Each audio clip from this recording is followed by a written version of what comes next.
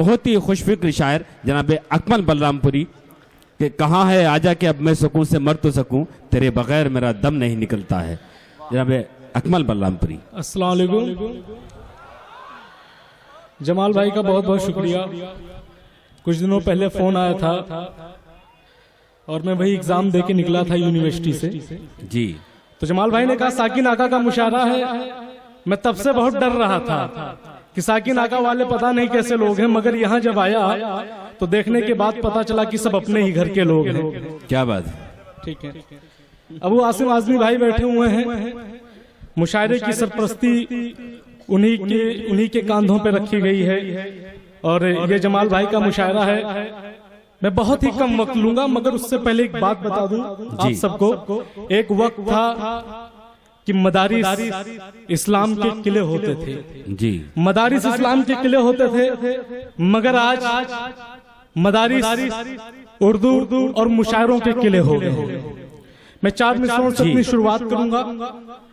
अहदे जो मौजूदा वक्त जो कुछ गुजर रहा है, मैं 4 मिसरों से शुरुआत करूंगा कि भी नहीं रुकते हैं, सिर्फ एहसास बदलना है जमाने का मुझे, जो मुखालिफ है मेरे दोस्त भी हो सकते हैं। वाह, सिर्फ एहसास बदलना है जमाने का मुझे, जो मुखालिफ है मेरे दोस्त भी हो सकते हैं।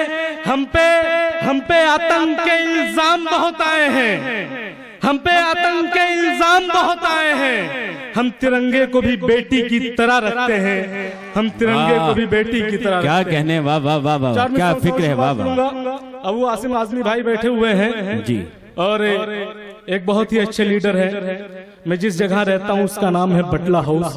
कभी वहाँ पे इनकाउंटर भी हुआ था, फर्जी इनकाउंटर जी। मैं पढ़ रहा हूँ कि कभी आसाम जलता है, कभी गुजरात जलता है, कभी आसाम जलता है, कभी आसाम जलता है, कभी गुजरात जलता है। चिरागों में हमारा भी लहू दिन रात जलता है। वाह अब्दुल्ला फैसल भाई। कभी आसाम जलता है, कभी गुजरात जलता है, चिरागों में हमारा भी लहू दिन रात जलता है।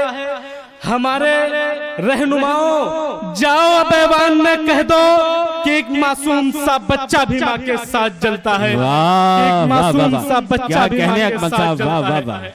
4 मिसरों से और मैं अपनी शुरुआत करूंगा, आपकी समातों के हवाले करता हूं जी कि जो है आतंकी बहुत आपको कम मिलते हैं। क्या बात है।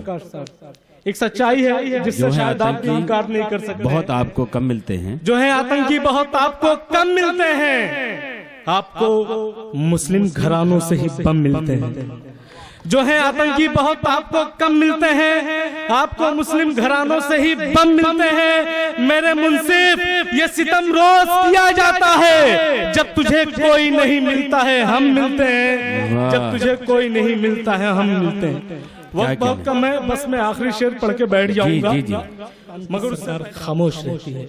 जब कभी ये कहा जाता है ये वतन तुम्हारा नहीं हमारा है, तब हिंदुस्तान की खाकी वर्दी खामोश रहती है। मगर जब कोई शख्स हक बात बोलता है तो उस वक्त अदालत जाग जाती है, खाकी वर्दी कार्रवाई भी करती है। आखिरी ये 4 मिसरे जिनसे मैं पूरे हिंदुस्तान में शायद पहचाना भी जाता हूँ, मैं पढ़ रहा हूँ, फिर उसके बाद बैठ जाऊंगा कि अगर हम कुछ भी करते हैं तो तुमको पाप लगता है।